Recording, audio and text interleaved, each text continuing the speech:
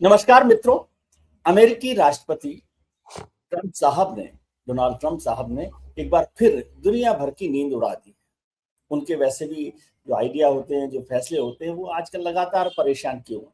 हिंदुस्तान समेत दुनिया भर के देशों को परेशान क्यों है और उनके फैसले कब, क्या, कहाँ, कैसे असर डालेंगे, इसका भी पता नहीं। और जो फैसले किए गए हैं वो कब बदल जाएंगे, ये भी नहीं पता। उनका क्या असर होगा, क्या नाराजगी है, क्या फायदा है, किसके दबाव में रहते हैं, किसकी बात मानते हैं, ये सब बेमानी हो गया।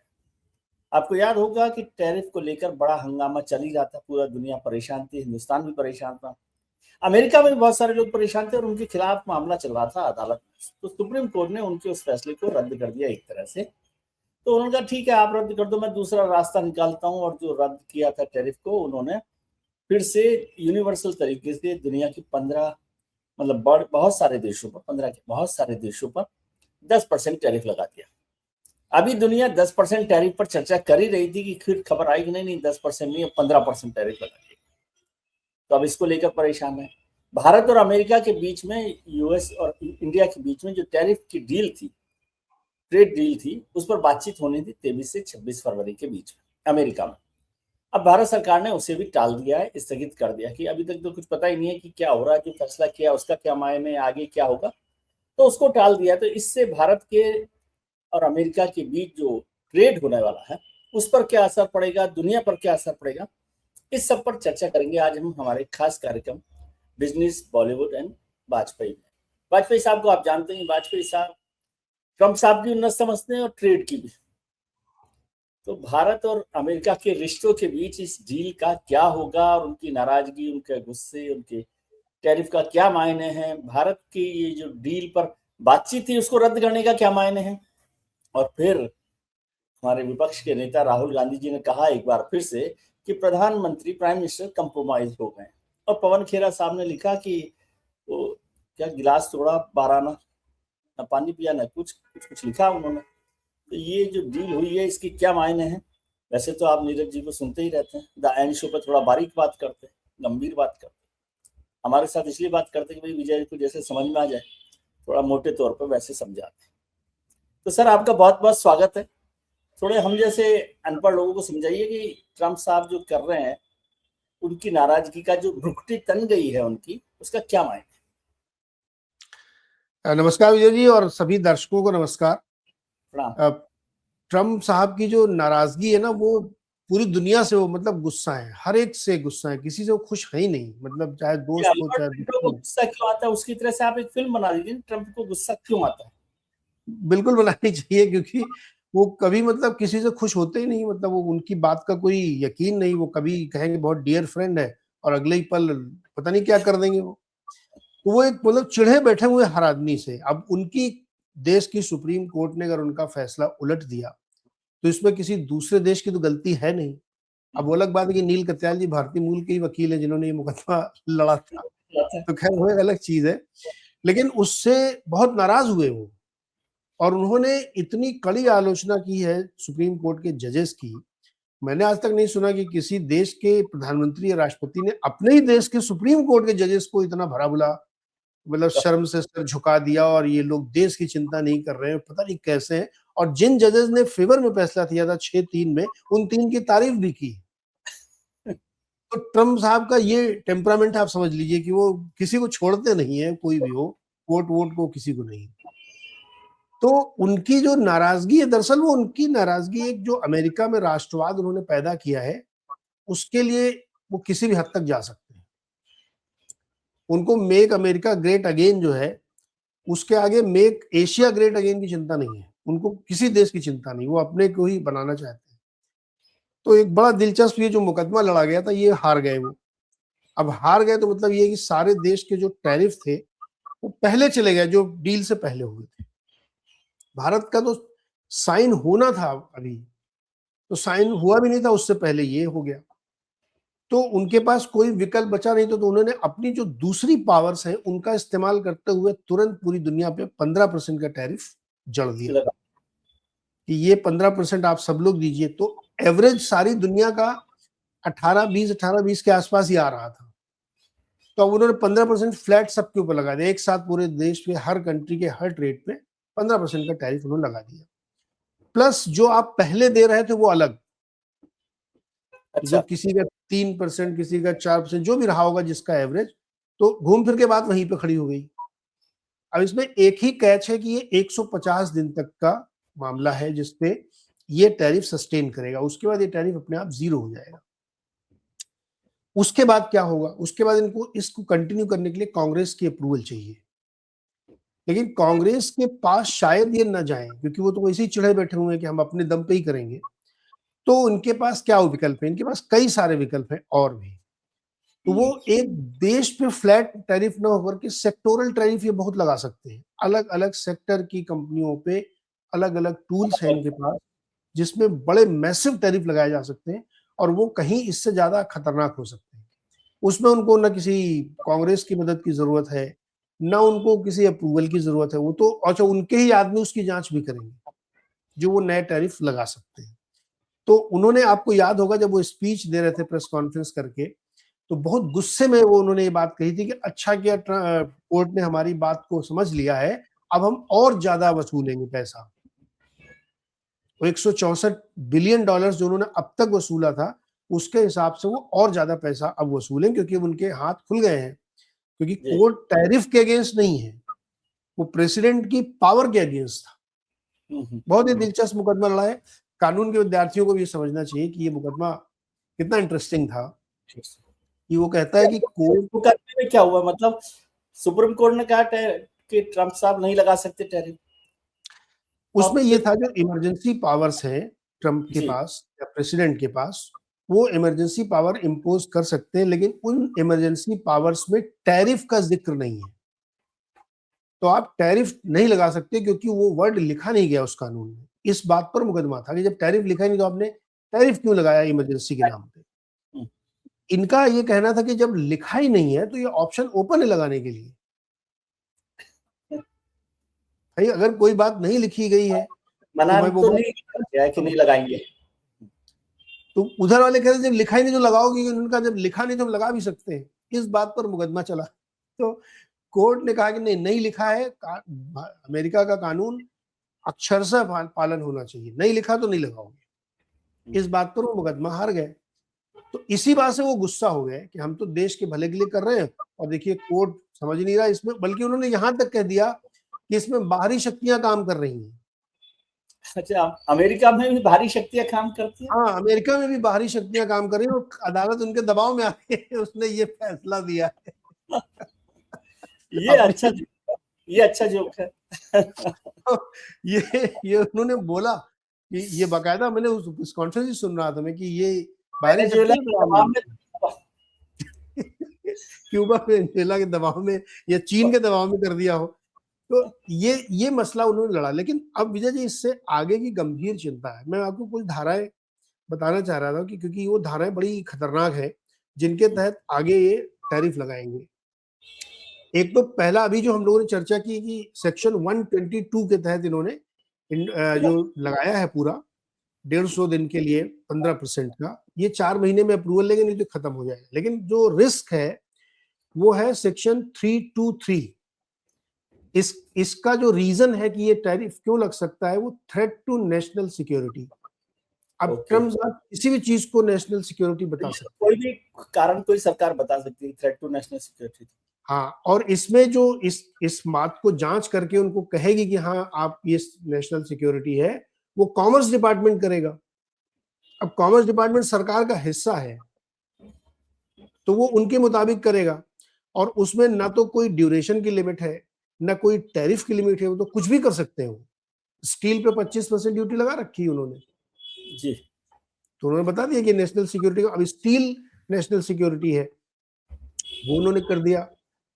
वैसे ही सेक्शन 301 है जिसमें ये कहा गया है कि discrimination against US businesses and violation of US rights under the trade agreement, कि अगर हमारा ट्रेड एग्रीमेंट है और हमारे रूल्स का वायलेशन हो रहा है तो भी लगा सकते हो, और इसकी जांच करेगा यूएस ट्रेड रिप्रेजेंटेटिव, यूएसटीआर, वो भी सरकार का ही आदमी होता है।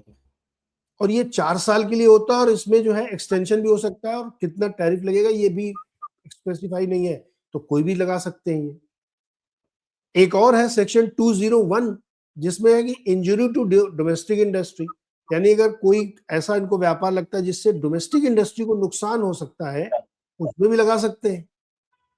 इंटरनेशनल ट्रेड डिपार्टमेंट जो इनका है वो इसकी जांच करके इनको बताएगा 4 साल के लिए वो 50% टैरिफ लगा सकते हैं। सेक्शन 338 भी है इनके पास, डिस्क्रिमिनेशन अगेंस्ट यूएस कॉमर्स।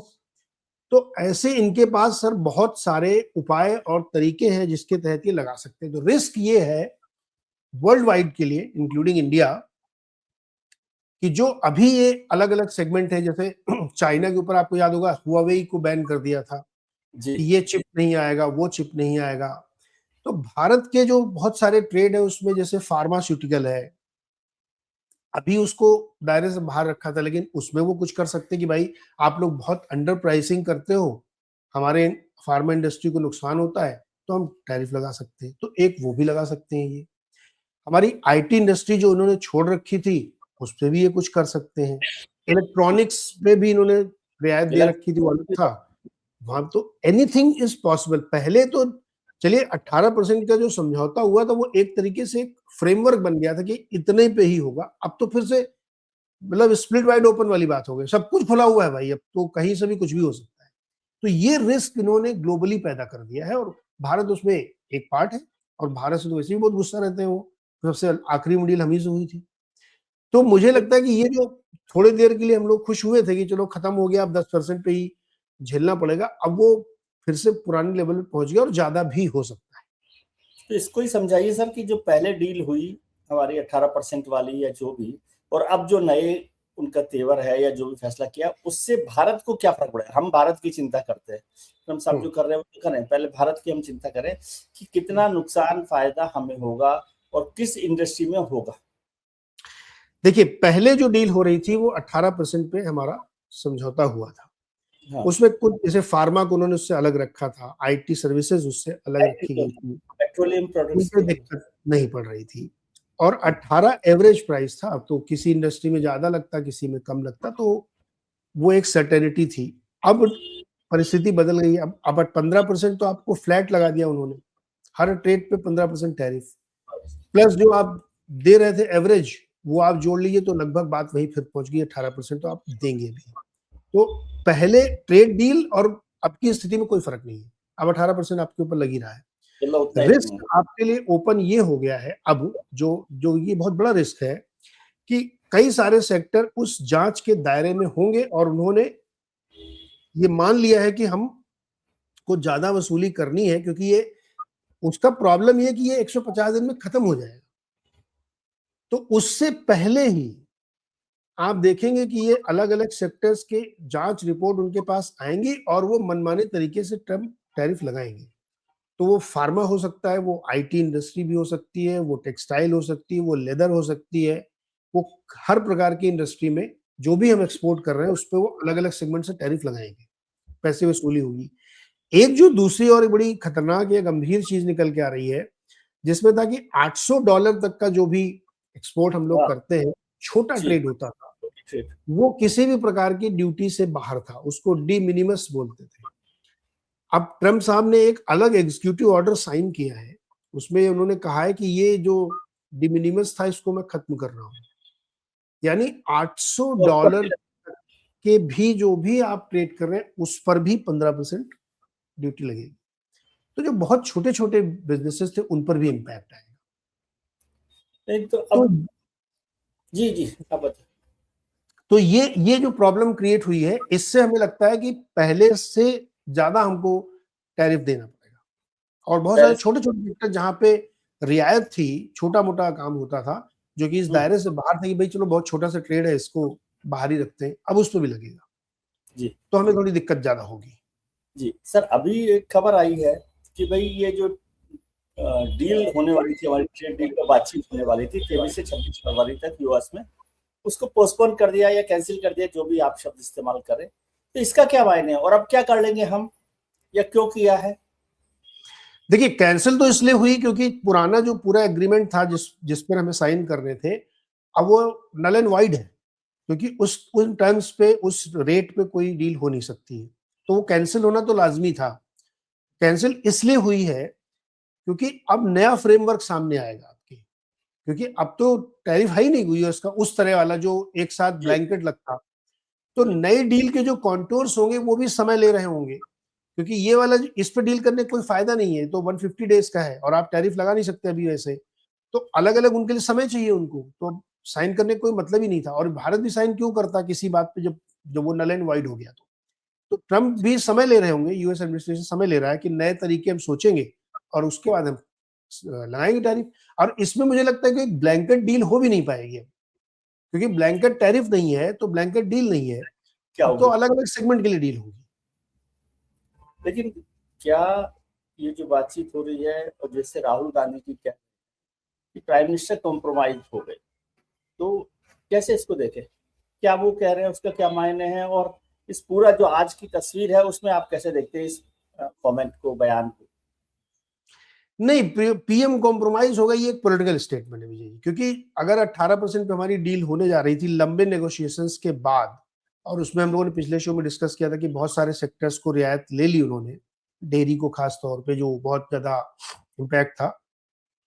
अब तो चूंकि वो डील ही नहीं हो रही है, तो ये टेक्निकली भी ये बात सही नहीं है कि कॉम्प्रोमाइज कैसे, जब तो डील ही नहीं हो रही है। अब तो ट्रम्प ने, अच्छा प्लस एक ही देश में थोड़ी हो रही है, वो तो पूरे वर्ल्ड पे उन्होंने 15% लगाया जी। तो आप इंडिया को सिग्नल आउट कैसे कैसे कर सकते हैं? नंबर 1। नंबर 2 कि ट्रम्प ने कोई स्पेसिफिक अभी हमारे ऊपर नहीं लगाया कि हम ये कह सके कि पक्के तौर पे कि हमारे पास सबूत है कि देखिए सरकार ने कॉम्प्रोमाइज कर लिया। सरकार ने तो कुछ किया ही नहीं अभी तक, अभी तो सब उधर से ही हो रहा है, हम तो रिसीविंग एंड पे हैं, हम कुछ नहीं कर रहे हैं, कर यूएस रहा है और हमको उसमें केवल साइन करने हैं। हमको जो करना था 18% वाला वो तो खत्म हो गया। तो अभी ये कंप्रोमाइज तो खैर पॉलिटिकल स्टेटमेंट राहुल जी ने दिया होगा, लेकिन अभी तक इसमें कोई बात हुई ही नहीं है कि अब तो नई डील मेरे ख्याल में डील कैसे होगी, डील हो ही नहीं सकती। अब तो आप ये तैयार रहिए कि अचानक से किसी एक सेक्टर पे उन्होंने कोई टैरिफ लगा दिया 40% का, तो वो आपको देखना पड़ेगा कि भाई हमारे यहाँ से क्या नॉन टैरिफ बैरियर के नाम पे कोई चीज लगा सकते हैं। जैसे बहुत सारे हम लोग प्रोडक्ट बेच रहे हैं और उन्होंने कहा कि साहब इसकी क्वालिटी कॉम्प्रोमाइज है, आपने राइस भेजा, उन्होंने बोला इसमें राइस गीला है, टूटा है, घुन है। नॉन टैरिफ बैरियर जिसको बोलते हैं, ये बहुत बड़ी समस्या है। तो नॉन टैरिफ बैरियर के नाम पे वो कुछ भी कर सकते हैं, आपका माल वापस कर सकते हैं, या वो कहेंगे कि हमारी इंडस्ट्री को आप नुकसान कर रहे हैं तो हम इस पर्टिकुलर सेक्टर के लिए, नॉट कंपनी, इस सेक्टर के लिए हमारा 40% ड्यूटी है। तो अब पूरा सेक्टर ही आपका इंपैक्ट हो जाएगा और ये ओपन है एकदम। तो इसलिए मुझे नहीं लगता कि कॉम्प्रोमाइज वाली बात सही है। अब तो सारी जो कहते हैं कि तर्कस के तीर सारे अमेरिका के पास है। जी, लेकिन जब भारत सरकार की तरफ से या सरकार के कुछ और लोग ये बात कर रहे हैं कि भाई ये 15% जो टैरिफ लगाया अभी जो ट्रम्प साहब ने, वो तो दुनिया भर की ज्यादातर देशों पर लगा दिया है, तो इससे हमारे बिजनेस पे क्या फर्क पड़ेगा? सबके लिए बराबर हो गया एट पार, क्या फर्क नहीं पड़ेगा हमारे? नहीं पड़ेगा, क्यों नहीं पड़ेगा भाई? पहले तो से अब में तो अंतर हो गया ना। हाँ। पहले से अब में अंतर हो गया। आप ये मानिए कि चलिए 15 की जगह आप मान लीजिए पहले वाला 18% ही डील हो रही थी, ठीक है? तो 18% की हमारी जो डील हो रही थी वो पहले जो हम दे रहे थे उससे कहीं ज्यादा भी हो रही थी, पहला तो इम्पैक्ट ये पड़ रहा था जी। साथ ही जो अलग अलग देशों के साथ उन्होंने और डील्स की थी, तो किसी की डील हमसे बेटर होगी, किसी की डील हमसे कमजोर होगी। जैसे शायद बांग्लादेश के साथ उन्होंने एक कोटा डील भी कर ली थी कि आप हमारे यहाँ से अगर कपास खरीद के कपड़े बना के बेचेंगे तो उस पर कम टैरिफ लेंगे। वैसी कोई डील हमारे साथ नहीं थी, तो एक सर्टेन लिमिट तक वो डील हमारे अगेंस्ट में थी। उसके बाद हम लेवल प्लेइंग फील्ड पे आते हैं, तो वो सब तो अब खत्म हो गया ना फिर से। अब वो पता नहीं उनके साथ वो कोटा डील अभी बची है कि नहीं बची है, क्योंकि वो डील शायद इस दायरे में ना आए कि अगर आप मेरे से ही कॉटन खरीद के और फिर हमको री एक्सपोर्ट करते हैं, पहले इंपोर्ट करिए फिर एक्सपोर्ट करिए, तो वो एक अलग डील होगी। तो ऐसी बहुत सारी डील्स हैं जिसपे क्लैरिफिकेशन आना बाकी है अभी, तो वो हमारे लिए कुछ ना कुछ नेगेटिव हो सकता है, लेकिन हमारे लिए 15 लग गया ना। जी जी, एक बात ये की जा रही है कि क्या हो गया, ट्रम्प साहब ने डील को कर दिया तो अब तो हम यूरोप से और दुनिया भर के और देशों के साथ भी धंधा कर रहे हैं, ट्रेड कर रहे हैं, तो सब ठीक हो जाएगा, एडजस्ट हो जाएगा। उतना पैसा वहां पर से बिजनेस नहीं मिलेगा तो इधर से मिल जाएगा, ऐसा है क्या? जैसे मान लीजिए आप मर्सिडीज गाड़ी बेचते हैं, ठीक है, तो आप ग्रेटर कैलाश में बेचना पसंद करेंगे कि सीलमपुर में? बताइए शोरूम कहाँ खोलेंगे आप? सिंपल सी बात है एकदम। अमेरिका का जो कंज्यूमर है वो सबसे ज्यादा अमीर पैसे वाला है, आपका सबसे बड़ा ट्रेड वहां से होता है, तो आप वहां बेचना पसंद करेंगे ना, जो ज्यादा बड़ा मार्केट है, जहां कंज्यूमर ज्यादा रिच है, जहां ज्यादा आप माल बेच सकते हैं। आप उन बाजारों से उसकी भरपाई नहीं कर सकते, ऐसा नहीं, वहां भी ट्रेड होगा, लेकिन वहां एक इतना बड़ा ट्रेड नहीं कि एक पूरा कंपनसेट हो जाए। अमेरिका का सब्स्टिट्यूट नहीं, मोटी बात यह है कि अमेरिका का कोई सब्स्टिट्यूट है नहीं, तो इसलिए कि यूरोप में बेच के हम उसको पूरा कर लेंगे, ये संभव ही नहीं है, क्योंकि कंज्यूमर अलग है वहां का। तो ये वाला तर्क तो बिल्कुल जो भी दे रहा वो नहीं समझ में आता मुझे, कि ये कैसे आप कह सकते हैं कि हमने यूरोप से तो एफटीए कर लिया, बहुत जोश वो भी ये तो 3 बात साल में हो। से की जा रही है सर। अभी तो आप वो पिछले 15 दिन पहले हमने मदर्स ऑफ डील क्या है, मदर ऑफ डील डील्स कहा था। नहीं, मदर ऑफ डील तो हमने इसलिए कह दिया था क्योंकि एक साथ यूरोपियन यूनियन के बहुत सारे देशों के साथ हो गया था, लेकिन वो हुआ कहाँ अभी तो हमने केवल यूरोपियन यूनियन के साथ एक समझौता किया है, अब वो जाएगा अलग अलग देशों के साथ होगा, उसको होने और में फिर कम से कम 1 साल लगेगा। एक 1 साल साल के बाद तो कम से कम बता रहा हूं मैं आपको, हर एक देश में अलग अलग डील होगी, फिर वो इम्प्लीमेंट होगा, उसके बाद देखा जाएगा। अच्छा वो हो भी गया तब भी आप, क्या आपको लगता है कि आप ब्रिटेन के ट्रेड को यूएस के ट्रेड से कंपेयर कर सकते हैं, या आप जर्मनी के ट्रेड को यूएस के ट्रेड से कंपेयर कर सकते हैं? पॉसिबल ही नहीं है ना। यूएस हमारा वैल्यू टर्म में सबसे बड़ा ट्रेड पार्टनर है, तो वो कंपैरिजन तो हो ही नहीं सकता। चॉइस नहीं है आपके। देखिए अमेरिका क्यों दादागिरी कर रहा है, ये बात समझिए, वो उसको पता है कि मैं क्या हूं। किसी भी देश को ये गलतफहमी नहीं होनी चाहिए कि अमेरिका को ये नहीं पता कि वो क्या है, वो इस दादागिरी कर ही इसलिए रहा है ना क्योंकि उसको पता कि वो क्या है। आप उसका सब्स्टिट्यूट ढूंढ नहीं सकते, है ही नहीं तो कहां से ढूंढेंगे? तो इसलिए वो वाली डील से इसको सबसेट कर देंगे, ऑफसेट कर देंगे, नहीं हो सकता है। डील तो इसी से करनी पड़ेगी। जी, एक बात अक्सर होती है कि घायल जो चीता होता है, टाइगर होता है, वो ज्यादा घातक होता है। तो ये यस, घायल टाइगर है क्या ट्रम्प साहब? बिल्कुल बिल्कुल। ट्रम्प साहब घायल और घातक हो गए, गुस्सा है ये, मतलब चिढ़ गए हैं एकदम। अब चिढ़े अपने देश से है, देखिए अपने लेकिन सुप्रीम कोर्ट से वो चिढ़ गए हैं, लेकिन तो गुस्सा वो सब पे उतार रहे हैं। ये वो वाली कहावत है कि कुम्हार का बस कुम्हारन पर ना चले तो गधेड़ी के कान खींचे। आप बिल्कुल कह दीजिए। मतलब माफ मतलब कीजिए, मैं ऐसे नहीं कह रहा, लेकिन मतलब ये है कि मेरे को ऐसी जुबान आती है सब। नहीं गांव ये के पढ़े ना, गांव में पढ़े, तो ऐसी बातें। समझने के लिए बिल्कुल सही उदाहरण आपने दिया है कि भाई आप अपने सुप्रीम कोर्ट से गुस्सा है तो आप दूसरे में क्यों गुस्सा उतार रहे हैं? लेकिन वो ट्रम्प है ही ऐसे, उनका नेचर ही ऐसा है कि अगले 2 घंटे, अब देखिए आपकी कल शुक्रवार की रात को उन्होंने प्रेस कॉन्फ्रेंस में अनाउंस कर दिया 10% का हम टैरिफ लगाएंगे। जी हर आदमी ने कहा चलो अच्छा 10%, अब देखते हैं एडजस्टमेंट। लोग अपना एक्सेल सीट खोल के बैठ गए कि कहाँ क्या कैलकुलेशन होगा। हाँ, शनिवार की रात में उन्होंने कहा नहीं 10 नहीं 15। 15। अब बताइए, अब कोई भरोसा नहीं है कि जब हम लोग ये शो देख रहे हो लोग तो कुछ और अनाउंसमेंट आ गया हो। वो आदमी बहुत ही अनप्रिडिक्टेबल है, उसका कोई भरोसा नहीं है। उसका एक ही ध्येय है, प्योर बिजनेसमैन है, कि मुझे पैसे कमाने हैं अपने देश के लिए, वो कैसे भी करके मैं कमाऊंगा, कोई भी तरीका अपना के कमाऊंगा, साम दाम दंड भेद पूरी तरीके से अप्लाई करेंगे। तो ये बात बिल्कुल सही, गुस्सा कहीं गए निकाल कहीं और रहे हो। अब तो इससे क्या यूएस इंडिया के स्ट्रेटेजिक रिलेशनशिप में कोई फर्क पड़ेगा? नहीं, अभी तो वैसा नहीं लग रहा मुझे कि इससे कोई बहुत ज्यादा फर्क पड़ जाएगा ये हो। लेकिन मैं एक बात कहना चाहता हूँ कि भारत को ये इस बात के लिए तैयार रहना चाहिए कि वो टैरिफ देगा, और मुझे आशंका जो बार बार मैं कह रहा हूँ कि किसी एक दो सेक्टर में बड़ी टैरिफ लग सकती है। तो इस ये सेक्टर में लग सकती है और किस सेक्टर का नुकसान हो सकता है? जो अभी देखिए हमारे जो शायद वो फाइन प्रिंट्स नहीं दिख रहे ना हमारी सरकार में बड़े बड़े मंत्रियों को, तो थोड़ा फाइन प्रिंट्स आप पढ़ के बताइए ना। देखिए वो अभी पक्के तौर पे हम भी नहीं कह सकते, इस राइडर के साथ ही मैं बात कर रहा हूँ कि डिटेल्स क्या वो करेंगे अनप्रेडिक्टेबिलिटी के तहत, हमें भी नहीं पता। लेकिन हमको जैसे लगता है कि हमारा एक तो ये इलेक्ट्रॉनिक्स एक्सपोर्ट जो है ये एक रिस्क में हो सकता है, फार्मा रिस्क में हो सकता है, और जो लेबर इंटेंसिव छोटे छोटे बिजनेसेस हैं हमारे, वो रिस्क में हो सकते हैं, क्योंकि 150 डेज के बाद उनके पास टूल यही होगा कि वो 2-3 सेक्टर पकड़ लेंगे और बताएंगे कि ये साहब हमारी, अब जैसे स्टील पे जो 25% लगा रखी है, वो कौन सी नेशनल सिक्योरिटी का इश्यू है बताइए आप? क्या उसका क्या मतलब? हमें टैरिफ लगाना, हमने लगा दिया। हम ये तो कभी भी कह सकते हैं ना कि हमारे देश के बिजनेसेस को आप नुकसान पहुंचा रहे हैं, और इसकी वजह से हमारे देश में बेरोजगारी बढ़ रही है और हमारे लोग परेशान है, ये हमारी सिक्योरिटी के लिए खतरा है। तो इसी बात पर तो हुआवेई को उन्होंने बैन कर दिया था। एनवीडिया का जो H200 का चिप है, जो काफी महंगा आता है, करीब 25-40 हजार डॉलर का एक चिप है, उसको उन्होंने रोक दिया था एकदम कि नहीं बेचोगे आप, सिक्योरिटी का इश्यू है। तो वो कुछ भी कर सकते, तो पोटेंशियल सेक्टर मुझे लगता है कि फार्मा हो सकता है, इलेक्ट्रॉनिक्स एक्सपोर्ट हो सकता है, या मे बी आईटी सर्विसेज में भी अभी तक उन्होंने कुछ नहीं किया, हमको रियायत दे रखी, लेकिन वो भी कर सकते हो। Anything is possible. हालांकि ये पक्के तौर पे भी नहीं कहा जा सकता क्योंकि डिटेल्स किसी के पास नहीं है, और वो क्या सोचेंगे इसका गेस करना ही बड़ा खतरा जो कि काम नहीं है। आप जो सोचोगे उससे दूसरा ही सोच लेते हैं, अलग सोच सकते हैं।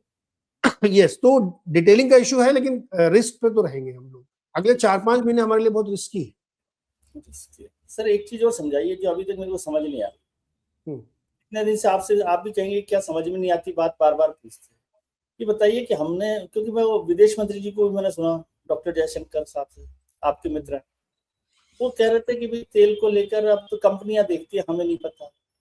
और डील पर जैसे पीयूष गोयल जी ने कहा विदेश मंत्री जी को पता है, विदेश मंत्री जी ने कहा कि पीयूष गोयल जी को पता है, लेकिन ये तेल में रूस से तेल खरीदना हमने बंद किया, नहीं किया, कम किया, दबाव में किया, या और सब जगह से लाइए, क्या है क्या?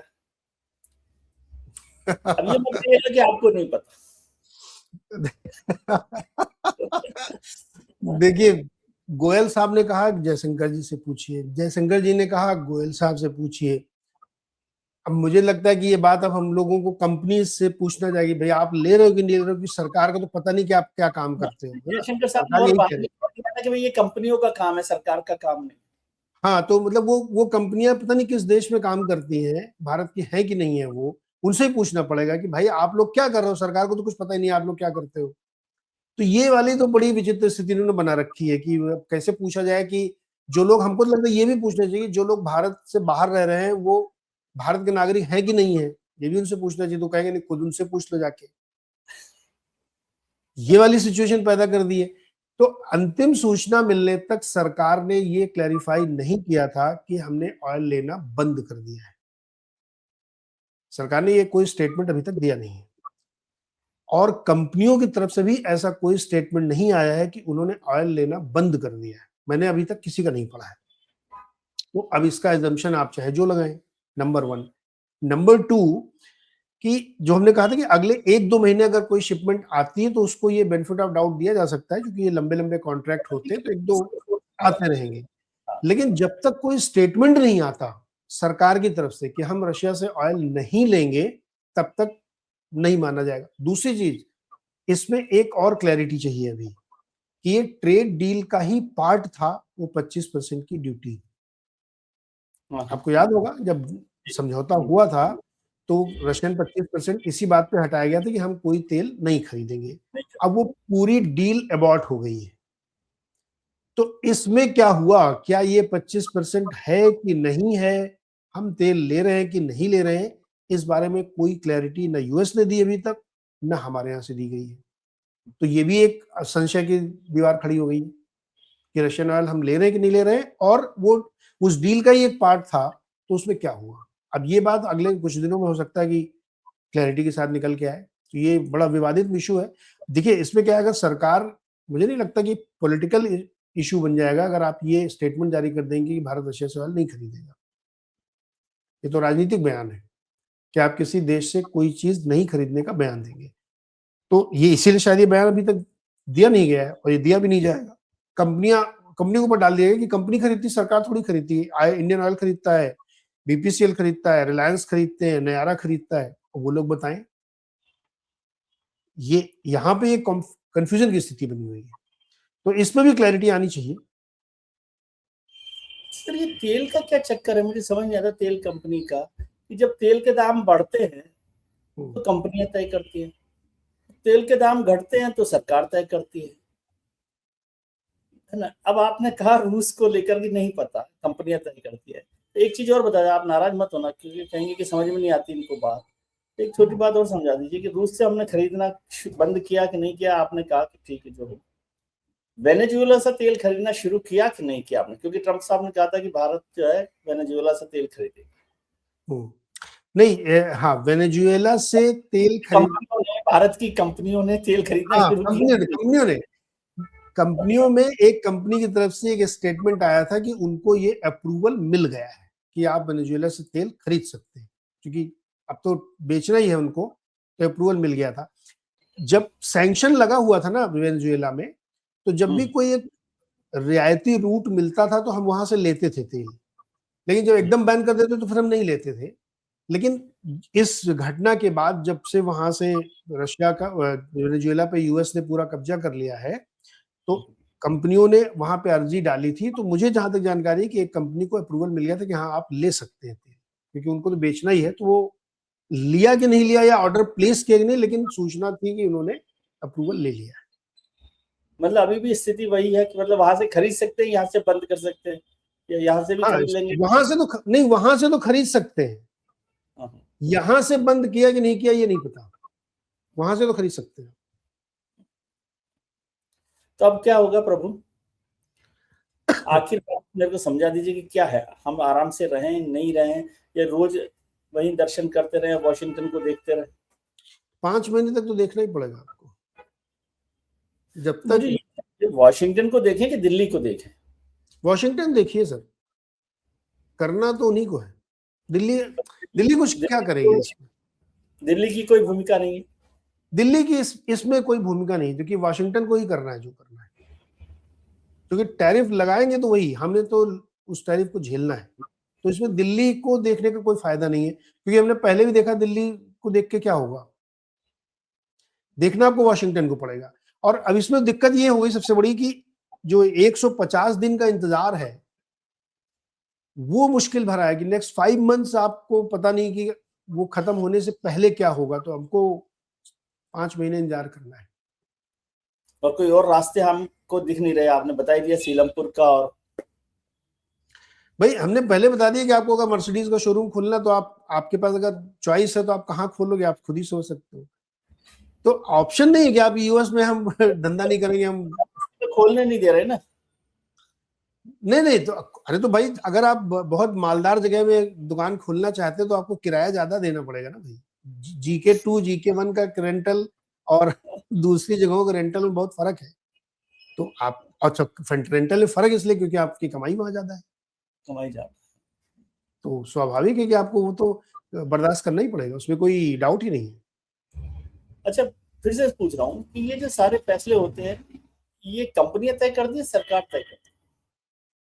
ये तेल वाले नहीं, तेल वाले, बाजार घी वाले, जो भी आप करते हो फैसले। नहीं, देखिए फ्रेमवर्क तो गवर्नमेंट तय करती है, गवर्नमेंट फ्रेमवर्क। दुकान वाला खरीदेगा कि नहीं खरीदेगा, तय तो आप ही करते हो ना? नहीं देखिए, अगर US company to company deal करेगी तब तो ठीक है, लेकिन अगर वो कंट्री वाइड डील कर रहे हैं, ये तो गवर्नमेंट अप्रूवल के बिना थोड़ी होगी, गवर्नमेंट पॉलिसी के बिना तो कोई कंपनी टू कंपनी डील नहीं होती ना। बिल्कुल नहीं। हमारी जो पॉलिसी फ्रेमवर्क जो हमारा बन गया, जैसे ट्रंप ने कह दिया या भारत सरकार ने कह दिया कि साहब हमारे ऊपर इससे ज्यादा ड्यूटी नहीं लगनी चाहिए, एक फ्रेमवर्क बन गया। अब उस फ्रेमवर्क के अंदर वो तो उसके अंदर क्या करना है वो तय कर, वो कंपनियां तय करेंगी। हमको माल यूएस में बेचना है कि नहीं बेचना ये हम तय करेंगे। हाँ, वो तय करना हमें काम है ना, वो कंपनियों को तय करना है, लेकिन फ्रेमवर्क गवर्नमेंट।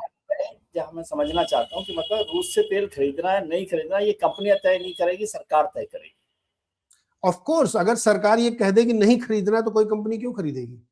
हाँ, क्यों खरीद सकती, कैसे खरीद सकती है, ये कह सकती? नहीं खरीद सकती, नहीं खरीद सकती ना। यस, अगर रूस से हम, भारत सरकार अगर ये कह दे कि हम रूस से कोई तेल नहीं खरीदेंगे तो कोई कंपनी नहीं खरीद सकती। चलिए सब देखते हैं, ट्रम्प साहब को समझना बहुत मुश्किल काम है। नीरज जी ने थोड़ा सा समझाने की कोशिश किया, तो नीरज जी को भी पल्ले पड़ गए विजय त्रिवेदी, तो जितना समझ आया समझ आया। विजय जी, मैंने भी जिस समय मैं बात करूं इसी इतने समय तक के लिए समझा है। अगले 2 मिनट बाद वो क्या कर देंगे वो कोई नहीं कह सकता। विचित्र व्यक्ति है वो। एज ऑफ नाउ की तरह से है ये। एज़ ऑफ नाउ की तरह से। अब तक की खबर ये है कि ये उन्होंने कर दिया है। कल क्या करेंगे किसी को पता नहीं, और वो घायल है इसलिए घातक हो चुके हैं वो। और यात्री जो है डील के लिए स्वयं जिम्मेदार होंगे आगे से। बिल्कुल, अपने सामान के लिए आप स्वयं ज़िम्मेदार हैं, कोई और नहीं। चलिए सर, बहुत-बहुत शुक्रिया। आपने बहुत समझाने की कोशिश की, थोड़ा बहुत मुझे समझ आया। बाकी दर्शक तो ज़्यादा समझदार है मुझसे, वो ज़्यादा समझ गए होंगे, जितना आपने समझाया। जो बातें आपने नहीं समझाई है, कई लोग उसको भी समझ जाते हैं। कई लोग वो भी समझ जाते हैं। चलिए सर, बहुत-बहुत शुक्रिया आपका। हम जी। उम्मीद करते हैं कि आपके लिए आने वाला कल आज से बेहतर हो। आप अपने मित्रों, परिजनों, रिश्तेदारों के साथ खुश रहिए, मस्त रहिए, व्यस्त रहिए, स्वस्थ रहिए।